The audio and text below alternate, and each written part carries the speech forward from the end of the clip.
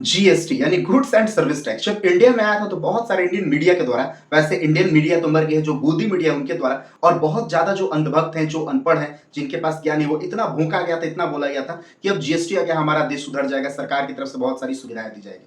लेकिन जीएसटी तो बहुत बेहतरीन ढंग से हमारे देश में लगा, लेकिन उसके बदले इंडियन गवर्नमेंट के द्वारा कोई भी सुविधाएं नहीं दी गई है। रियलिटी ये फैक्ट। हमारे इंडिया में चार प्रकार के जीएसटी टैक्सेस यानी गुड्स एंड सर्विस टैक्स के नाम पे जो वस्तुओं पे लगते हैं वो चार प्रकार से हैं। 5%, 18%, 28% और 12%। अब इसमें से बहुत ज्यादा लोगों के द्वारा विरोध किया गया, भैया जीएसटी आप लगाएं लेकिन उसके बदले हमें अच्छे से सुविधाएं नहीं मिल रही हैं। अब सरकार भी मतलब प्रेशर में आ गई, क्योंकि बहुत ही ज्यादा रूप से लोगों के द्वारा प्रेशर लगा। अब लोग धीरे धीरे जागरूक हो रहे हैं, अंध भक्तों की, गोबर भक्तों की मात्राएं धीरे धीरे कम हो रही है और इलेक्शंस का टाइम है, तो सरकार के द्वारा यह अनाउंस किया गया कि भैया दो जीएसटी 12% तथा 28% के हैं, उन्हें हटाया जाएगा। लेकिन यह अभी इसका पुख्ता मतलब जैसे प्रूफ नहीं दिया गया है। सितंबर लास्ट में यानी सितंबर 2025 में जो लास्ट जीएसटी की मीटिंग बैठेगी लास्ट सितंबर में, उसमें शायद यह फैसला लिया जा सकता है कि शायद 12% और 28% जीएसटी को कैंसिल किया जाएगा और हमारे इंडिया में सिर्फ दो ही प्रकार की जीएसटी 5% तथा 18% रहेंगे। अगर शायद ऐसा हो जाए तो कुछ शायद हम लोगों के लिए राहत हो जाए।